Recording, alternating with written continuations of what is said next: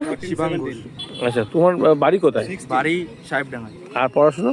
পড়াশোনা শিক্ষানিকেতনে class 10। Class 10-এ।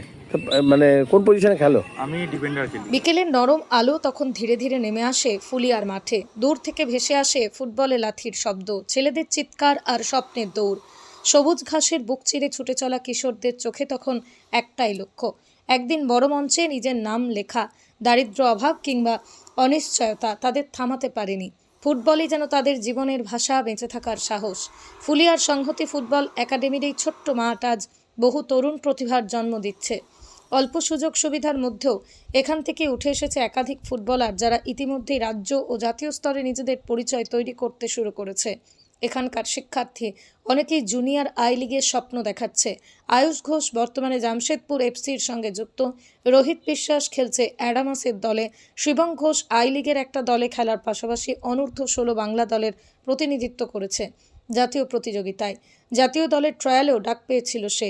Soumya সূত্রধর Adams দলের junior I লিগে নিজের প্রতিভার পরিচয় দিচ্ছে। ত্রিদীপ ঘোষ সুযোগ পেয়েছে ইস্টবেঙ্গল জুনিয়র দলে, জুনিয়র আই লিগেও খেলছে।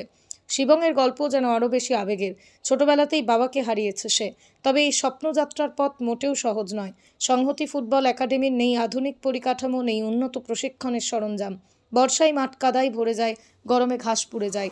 তবুও প্রতিদিন সন্ধ্যায় সেই মাঠেই ছুটে আসে কিশোরেরা, কারণ তাদের কাছে এই মাঠই স্বপ্নের প্রথম সিঁড়ি। সবচেয়ে বড় আক্ষেপ, এখনও পর্যন্ত সরকারি বা প্রশাসনিকভাবে উল্লেখযোগ্য কোনো সহায়তা মেলেনি। তবুও আশা ছাড়ছেন না প্রশিক্ষকরা। তাদের বিশ্বাস, সামান্য সুযোগ ও পরিকাঠামো পেলেই মাঠ থেকেই একদিন আরও বড় বড় ক্লাবে খেলবে গ্রামের ছেলেরা। সবুজ ঘাসের উপর ছুটে চলা এই কৈশোরের স্বপ্ন হয়তো একদিন সত্যিই আলো ছড়াবে ভারতীয় জায়গায় যাচ্ছে, ফুটবলের অথচ আকাশে। সামান্য একটুখানি মাঠের পরিবেশ যদি ঠিক করতো, অথবা যদি একটু সামান্য বল টল দিত, তাহলেই তো অনেকটা হেল্প হতো। অবশ্যই ভালো কথা, ভালো প্রশ্ন করেছেন। আমরা বিগত কয়েক বছর ধরে পেতাম, টুকটাক যাই হোক সহযোগিতা পেতাম। আর এই যে মাঠ, এখানে যে খেলাধুলা হয়, এরা সম্পূর্ণ নিজেদের খরচ খরচের মধ্যে দিয়ে চালায়। তার মধ্যে আমাদের জেআইডিএফ ক্লাব এবং ইয়ং অ্যাথলেটিক ক্লাবকে এখানকার যে ছেলেরা, যে বাচ্চারা, যে উদীয়মান প্লেয়ার আন্ডার 13 থেকে সিনিয়র পর্যন্ত সাপ্লাই দেয় আমাদের। আমরা যথেষ্ট যেটুকুনি পারি সহযোগিতা করি, কিন্তু সম্পূর্ণ আমি জানি এই মান্না, সুভাষ, আমাদের মাস্টারমশাই, আরও যে এরা নিজেরাই পরিচালনা করে। তবে আমি এখন নতুন সরকার এসছে বা নতুন একটা ইয়েতে এসছে, একটা ক্ষমতায় এসছে, আমরা আশা করব খেলাধুলার দিকে। আর আমাদের যে বিধায়ক হয়েছে, আমরা তো খুব খুশি যে উনি খেলাধুলার মানুষ, ওনার কাছ থেকে অনেক কিছু শান্তিপুরের ক্ষেত্রে অবশ্যই। আর এক্ষেত্রে পার্থ সারথী অবশ্যই আমাদের পার্থ সারথীবাবু, উনিও আমাদের একই, যেহেতু আমরা প্রতিশ্রুতিগুলো পেয়ে এসেছি যে ডবল ইঞ্জিন সরকার হলে অনেক রকম সুযোগ সুবিধা পাবো। তা আমরা আশা করব আগামী দিনে খেলাধুলার স্বার্থে এই যে ছেলেগুলো প্র্যাকটিস করছে, তাদের তো কিছুই পাওয়া যায় না, মানে একটা বলও পাওয়া যায় না। এবছর তো আমরা শান্তিপুরের বিষয়টা জানি আমি, যে ক্লাব থেকে বা ক্লাবগুলো কোনো রকম ভাই, যে এত বড় সবুজের মাঠ, এটাকে যদি একটুখানি ঘিরে রাখা যেত, তাহলে তো এটা তো সম্পূর্ণ আমাদের খেলা যেত না, কারণ এটা তো ভিডিও বা অন্যান্য খেলার স্বার্থে গেট করা থাকতে পারতো, গেট করা যেত, তাই বলে গাড়ি ঢোকানো, খেলাধুলার মধ্যে থাকে ব্যক্তিগত ব্যবহার, দিয়ে একটা সাইকেল ঢুকে যাচ্ছে বা মানুষজন যাতায়াত করছে, এতে খেলার অবস্ট্রাকশন হয় বই কি। খেলাধুলার স্বার্থে এগুলো করা উচিত আমরা মনে করি। আর এই যে ছেলেরা খেলছে, তাদের দিকে আমাদের যে বর্তমান সরকার বা বর্তমান বিধায়ক, তারা যাতে একটু নজর দেয়। সেই সব ছেলেগুলো, এখান থেকে অনেক ছেলে আছে কলকাতা মাঠে খেলে, বেঙ্গল খেলেছে, আমাদের নার্সারি খেলেছে, অনেক কটা ছেলে আছে এদের উদীয়মান প্লেয়ার এই মাঠেরই, এখনই মাঠে প্র্যাকটিস করছে তারা, টাটার ফুটবল একাডেমিতে আছে। তো যাই হোক, এইদিকে নজর দিয়ে আমি আশা করব আগামী দিনে একটু সুযোগ সুবিধা এই ক্লাবকে দেবে বা এই কোচিং ক্যাম্পকে যাতে এগিয়ে নিয়ে যাওয়া যায়, সেই সুযোগ সুবিধা দেবে। আপনার নাম পরিচয়? আনসার আলী, সম্পাদক জিআই রিজার্ভ ক্লাব। বিগত 16 সাল থেকে হচ্ছে। 16 সাল থেকে আমাদের মাঠ কোচিং ক্যাম্প চালু, এবং ক্যাম্পে ছোট ছোট বাচ্চাদের আন্ডার 13 এবং আরও ছোটও আছে, তারা আসে, আমরা প্রশিক্ষণ দিই। বিশেষ কোনো ক্লাবের পক্ষ থেকে না ব্যক্তিগত উদ্যোগে করা হয়? না, এটা ব্যক্তিগত বলতে ক্লাবের, আমাদের ফুলিয়া সংহতি ফুটবল একাডেমি এর পক্ষ থেকে আমরা এটা চালাই, এবং আমাদের বিভিন্ন রকম মানে মানুষ সহযোগিতা করে আমাদের। তো এইভাবেই চলছে ক্যাম্প। এবারে কি বিশেষ ব্যাপার হয়েছে যার জন্য আর কি ওরা হ্যাঁ, খেলতে যাচ্ছে? এবছরে আছে আমাদের যেমন যে শিবম আছে, শিবম খেলছে বেঙ্গল ফুটবল একাডেমি, এরা সবাই জুনিয়র আই লিগ খেলছে। আমাদের ত্রিদীপ ঘোষ আছে, ও ইস্ট বেঙ্গল খেলছে। রোহিত বিশ্বাস আছে, রোহিত বিশ্বাস অ্যাডামাস ইউনিভার্সিটি খেলছে, আই লিগ, সবই আই লিগ। আয়ুষ ঘোষ আছে, আয়ুষ ঘোষ বর্তমানে একটা ভালো জায়গাতেই আছে, জামশেদপুর টাটাতে আছে, জামশেদপুর এফসির হয়েই খেলছে। মানে ভালো ভালো জায়গাতে সবাই আছে খেলে। মোটামুটি, ওরা ছুটিতে এসছে। কত বছর থেকে কত বছর পর্যন্ত খেলানো হয় এখানে? এটা মোটামুটি আমাদের ধরুন 5 বছর ঊর্ধ্ব থেকে শুরু, একদম ছোট বাচ্চারা আসে, ওরা তো অতটা না, ওরা জাস্ট শিখতে প্রশিক্ষণ শিখতে আসছে। ওরা তারপর থেকে শুরু হয়, আস্তে আস্তে ওদেরকে আমরা বুঝে সেই ইয়েতে আমরা পুশ করি। কি মনে করছেন, মাঠের পরিবেশ বা পরিকাঠামো সবকিছু ঠিকঠাক আছে, না আরো কিছু প্রয়োজন ছিল? মাঠের পরিবেশটাই ঠিক নেই, বাকি সবই ঠিকঠাক আছে। মোটামুটি আমাদের যা ইনস্ট্রুমেন্ট আছে, আশা করা যায় যে আমরা এই ইনস্ট্রুমেন্ট নিয়ে আমরা প্র্যাকটিস করাতে পারি। শুধু আমাদের একটাই সমস্যা, সেটা হচ্ছে মাঠটা ঘেরা হলে আমরা খুবই উপকৃত হতাম। আচ্ছা, আর এখানে কি বিকালে সকালেও প্র্যাকটিস হয়? না, বিকেল বেলাটাই বেশি হয়। আর এর আগে কোনো অ্যাচিভমেন্ট, এর আগে কখনো? আগের বারও আমাদের শিবম ঘোষ, ও ছিল বেঙ্গল খেলেছে, বেঙ্গল খেলেছে, তারপরে মিনারবাতে ছিল, পাঞ্জাবে ছিল, তারপরে শান্তনু আছে, শোভন আছে, সবাই ফার্স্ট ডিভিশন খেলছে। প্রত্যেকে কম বেশি ভালো। বেশি মোটামুটি যারা ওঠে তাদেরকে আমরা পুশ করার চেষ্টা করি। আমাদের মান্না স্যার আছে। কি আশা করছেন এর পরবর্তীকালে যে জেনারেশন উঠছে তারাও? অবশ্যই আমরা আমাদের মতো চেষ্টা চালিয়ে যাচ্ছি। এবার যেসব বাচ্চারা একটু শিখে যাবে তাদেরকে আমরা পেছনে ব্যাকআপ দেবো। যেখানে মাঠ হারিয়ে যাচ্ছে, যেখানে কংক্রিটের জঙ্গলে, সেখানটায় এই সামান্য সবুজ একটু করে রক্ষা করা, এটা কি মনে করছেন সবারই তো এগিয়ে আসা উচিত? অবশ্যই আমরা তো এটা তো সবার আগে এটা দরকার, যেহেতু এটা একটা খেলাধুলা। কি খেলাধুলা শারীরিক গঠন ঠিক থাকবে মানুষের, বিভিন্ন রকম ইমিউনিটি পাওয়ারগুলো যেমন বাচ্চাদের বাড়বে, এবং সবথেকে বিশেষ যেটা 5G লঞ্চ হওয়ার পরে মোবাইল, এটা থেকে বাচ্চারা অনেকটা দূরে থাকবে, এটা আমরা আশা করি এবং মাঠ থেকে আমরা ওদেরকে বলেও দিই। আপনার নাম, পরিচয়? আমার নাম হচ্ছে রনি ভৌমিক, আমি মাঠেরই একজন কোচ এবং ফুলিয়া সমিতি ফুটবল একাডেমির সদস্য। বিগত দিন ধরে আমার যেহেতু আমি কলকাতা মাঠের সঙ্গে যুক্ত, সেহেতু আমি না থাকাকালীন এই দাদা ভাইরা সবাই মিলে চালাচ্ছে বলে এই ইনস্টিটিউটটা একাডেমিটা চলছে। আমার থেকে এদের কৃতিত্বটা বেশি দিতে হবে, কারণ যে ওদের অক্লান্ত পরিশ্রম সব কিছু। হ্যাঁ, হয়তো রুট ম্যাপটা আমার থাকে, কিন্তু হার্ডওয়ার্ক সব কিছু করতে গেলে এরা আমাকে সব দিক থেকে সাপোর্ট করে। আর এবছর আমাদের বিগত লাস্ট 2 ইয়ার্স যদি ধরি, লাস্ট 2 ইয়ার্সের মধ্যে একটা ছেলে অ্যাডামাস ইউনিভার্সিটি খেলো ইন্ডিয়া চ্যাম্পিয়ন। কি নাম? শান্তনু রায়, ফার্স্ট ডিভিশন খেলেছে, সুনামের সঙ্গে ফুটবল খেলেছে কলকাতা ময়দানে, এবছরও খেলছে। এবছর দেখা যাক কোন টিমে যাই। প্রিমিয়ার ডিভিশনে 2-1টা টিমের অফারও আছে, যেটা আমরা বাঙালি ছেলেরা যেটা সব থেকে বেশি যার জন্য মুখিয়ে থাকি, সেটা হচ্ছে মনমান ইস্টবেঙ্গল খেলার জন্য, যেটা আমাদের সব থেকে বড়, যে আমরা বাঙালি ছেলে মনমান ইস্টবেঙ্গল খেলবো না। তা ওকে নিয়ে আমাদের সেরকম একটা স্বপ্ন আছে। ওকে নিয়ে আরও শোভন সরকার বলে যে একটা ছেলে আছে, ধারাবাহিকতা ভালো খেলে যাচ্ছে, বিজয় বলে, এরা ধারাবাহিকতা ভালো ফুটবল খেলে যাচ্ছে।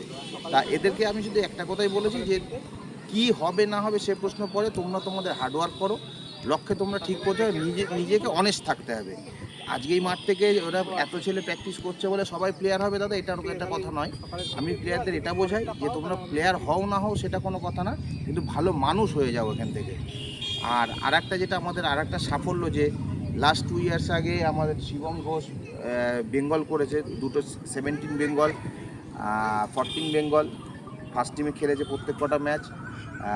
ত্রিদীপ ঘোষ এবছর ও অ্যাডামাসে ছিল, আই লিগে সব কটা ম্যাচ খেলেছে। এবছর ইস্টবেঙ্গল গেছে, ইস্টবেঙ্গল ম্যাচ খেলেছে। আয়ুষ ঘোষ বলে যে ছেলেটি, সে বছর ও 4 বছরের কন্ট্রাক্টে টাটা জামশেদপুরে ও গেছে। ও প্লেয়াররা ওরা হার্ডওয়ার্ক করেছে বলে ওরা গেছে, এইটুকু আমার বিশ্বাস। ওদেরকে আমি এটা বলেছি যে এখানেই থেমে থাকলে হবে না, তোমরা তোমাদের হার্ডওয়ার্ক বাড়িয়ে তোমাদের দেখো। আমাদের মূল লক্ষ্য থাকে যে ইন্ডিয়া টিমে জার্সি পরবো, এই লক্ষ্য দিয়ে তোমরা এগিয়ে যাও, পেছনের দিকে তাকিও না, হার্ডওয়ার্ক করো, সাফল্য তোমাদের আসবেই। আর যে কজন ছেলে চান্স পেয়েছে তাদের আমি একটা কথাই বলবো, নিজের ফোকাসটা ঠিক রাখো, ফোকাসটা সরাবে না, তাহলে তোমরা ঠিক লক্ষ্যমাত্রায় পৌঁছাতে পারবে। আরেকটি ছেলে যেটা আছে রোহিত বিশ্বাস, ও অবস্থা খুবই খারাপ, বাড়ির ফ্যামিলিগত অবস্থা। তার মধ্যে দিয়ে ও খেলা অ্যাডামাস ইউনিভার্সিটির ম্যাচ খেলছে, ভালো খেলছে ছেলেটা। ওকেও আমরা বলছি যে না, তোমরা করো। আর এই দাদারা আর আমরা আমাদের যতটুকু সামর্থ্য তার মধ্যে দিয়ে আমরা প্লেয়ারদের পাশে থাকার চেষ্টা করি। আর মাঠ তো আপনি দেখছেন যে মাঠের কী অবস্থা, আরও বাজে অবস্থা ছিল। এই রেখে সকালেও একটা টিম প্র্যাকটিস করে, তারাও এটা দেখভাল করে আজকে মোটামুটি একটা মাঠের জায়গায় আমরা ফিরিয়ে আনতে পারি। তবু কি মনে করছেন মানে আরো বেশি সরকারি সহযোগিতা বা মাঠের অন্তত খেলার উপযোগী পরিবেশ তৈরি করা, এটা তো তার কর্তব্যের মধ্যে পড়ে। দেখুন, একটা খেলার মান, খেলার প্লেয়ার করতে গেলে প্রথম যেটা দরকার খেলার পরিবেশ, খেলার পরিবেশ। তা সেই খেলার পরিবেশটা আমরা আস্তে আস্তে ফিরিয়ে আনার চেষ্টা করছি। তা সবার সাপোর্ট। আর এই কটির আড়ালে, আমাদের এর আড়ালে যিনি সর্বময়ভাবে সাপোর্ট করে, যাকে রাত বিরেতে আমরা ফোন করলে পাই, দাদা এই প্রবলেম, দাদা ওই প্রবলেম, সে হচ্ছে শান্তিপুর জিআই রিজার্ভ ক্লাবের মানে কর্ণধার বলতে পারেন, যে ক্লাবের মানে আমাদের তার কাছে মনে হয় যে প্রাণপুরুষ, তার কাছে সব কিছু, যে আমাদের মানে যে কোনোটাকে সাড়া দেয়, সে হচ্ছে গুপিদা। আর তার সঙ্গে সাপোর্ট করে আনসারদা এটা করতে হবে, আনসারদা এই প্লেয়ারে এটা নেই, ওটা নেই, সেটা নেই। আর জিআই রিজার্ভ ক্লাব আমাদের প্রত্যেকটি একাডেমির প্রত্যেকটি ছেলের পাশে, আমাদের পাশে জিআই রিজার্ভ সর্বসম্মতভাবে সাপোর্ট করে। যে কোনো প্রবলেম হলে আমাদেরকে জানিও, আমরা সেইভাবে সাপোর্ট করব।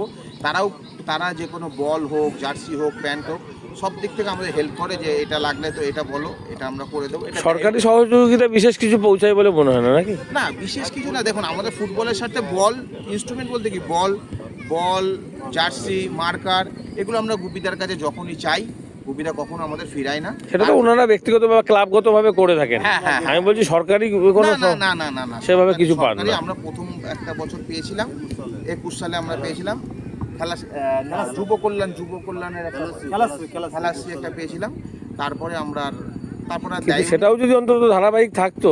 হ্যাঁ, সেটা তো পেলে আমাদের ওকে একটু ভালো হতো, মানে সুযোগ সুবিধা পেলে আমরা প্লেয়ারদের পাশে একটু দাঁড়াতে পারতাম, তার পরিবারের পাশে একটু দাঁড়াতে পারতাম, এরকম। এরা বেশিরভাগ ক্ষেত্রে তো সব মানে একটু নিরি পরিবার থেকে, একদম নিরি পরিবার ঘরেরই থেকে সবাই বিলং করে।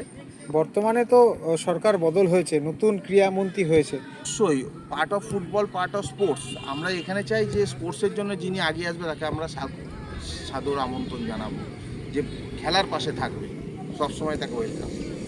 এবং বর্তমান যিনি বিধায়ক আপনার, তিনি আমাদের সাপোর্ট করেছে, তিনিও তো খেলারই লোক হিসাবে। হ্যাঁ, তিনি আমাদের সাপোর্ট করেছে, গোল পোস্টের নেট। তাকে কিছু বললে তার দিক থেকে আমরা ফিডব্যাক পেয়েছি ভালো, মানে এই অল্প দিনের মধ্যেই। হ্যাঁ। আর আশা করছেন কি এরপরেও?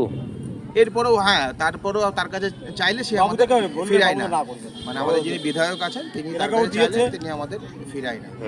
আপনার নাম, পরিচয়? আমার নাম মান্নালাল ভৌমিক, আমি এই একাডেমির শিক্ষক। আর কোথায়? আর আমার রয়েছে অ্যাডামাস ইউনিভার্সিটি আর Kolkata premier division Kalighat sports club অ্যাসোসিয়েশনের অ্যাসিস্ট্যান্ট কোচ।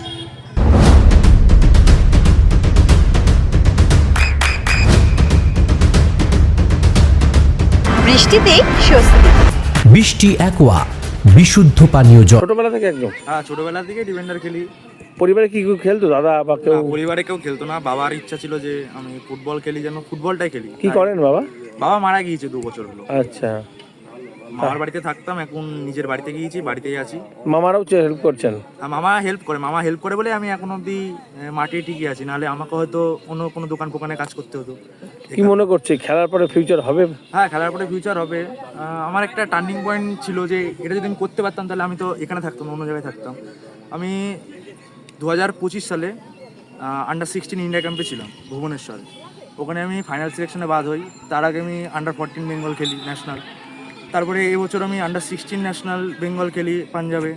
তারপরে আন্ডার-15 নদিয়া ডিস্ট্রিক্ট খেলি। তারপরে এবছর রিলায়েন্স ফাউন্ডেশন ডেভেলপমেন্ট লিগ খেলি Bengal football academy. Under East Bengal খেলি। তারপরে এখন ধাপে ধাপে যাচ্ছে, সামনে ইন্টারকাশি গোকুলাম কেলার সাথে কথাবার্তা চলছে। সামনের মাসে হয়তো গোকুলাম কেলা না ইন্টারকাশির দিকে যাওয়ার ভাবনা চিন্তা আছে। আচ্ছা, তো কি মনে করছো মানে খেলাধুলা করেও? হ্যাঁ, খেলাধুলাই আমার মেন, খেলাধুলাটা করেই যে মানে সব কিছু খেলার পরে নির্ভর। কি নাম তোমার? শিবাঙ্কুর। হ্যাঁ। কোন ক্লাসে? 11-এ উঠলাম। কোন স্কুলে? ফুলিয়া শিক্ষা। আর খেলাধুলা কি একদম ছোট্টবেলা থেকে? হ্যাঁ, আমি বাড়িতে কেউ খেলে তোমার পরিবারে? কেউ খেলে না? তুমি খেলতে? কোথায় খেলতে বাড়িতে? আমি ফার্স্ট এখানে প্র্যাকটিস করছি, এখান থেকে স্যারটা অ্যাডামাসের ট্রায়ালে পাঠিয়েছিল, ওখানে গিয়ে চান্স পেয়েছিলাম, ওখানে 4 বছর প্র্যাকটিস করার পর এবছর ইস্ট বেঙ্গলে চান্স পেয়েছি। বাবা কি কাজ করেন? ছানা ব্যবসা। আচ্ছা, তো আপনি খেলাধুলা কখন করো? শুধু বিকালে না সকালেও যাও? না, আমি রেসিডেন্সিয়াল ক্লাব তো ইস্ট বেঙ্গলে থাকি। আচ্ছা, ওখানে থেকেই প্র্যাকটিস করো। আর কি মনে করছো, মানে পড়াশোনাটাও তার সঙ্গে হচ্ছে তো? হ্যাঁ, চালাতে হচ্ছে। আর মাঠ বলতে এই মাঠটাই? হ্যাঁ। আর কবে থেকে খেলা তোমাদের? ছোটবেলার থেকে। না, এরপরে যে আজ যেটা 20 আছে, দিনের ছুটি আছে, তারপরে আবার যেতে হবে। তো কি মনে করছো পরের খেলায় কি হবে? আরও বেটার দিতে হবে, এই সিজন যেটা কেটেছে আরও ভালো করতে হবে। তুমি তো ওই মাঠে ধরো অনেকের সঙ্গে খেলছো, তাহলে কি মনে করছো তোমরা কি অনেকটাই পিছিয়ে গেছো নাকি সমান তালে এগোচ্ছ? কি মনে করছো? ওটা এগোচ্ছি তো আমরা, ওটা মানে সেটার ক্ষেত্রে খুব বেশি কম্পিটিশন মনে হচ্ছে না, তাই তো?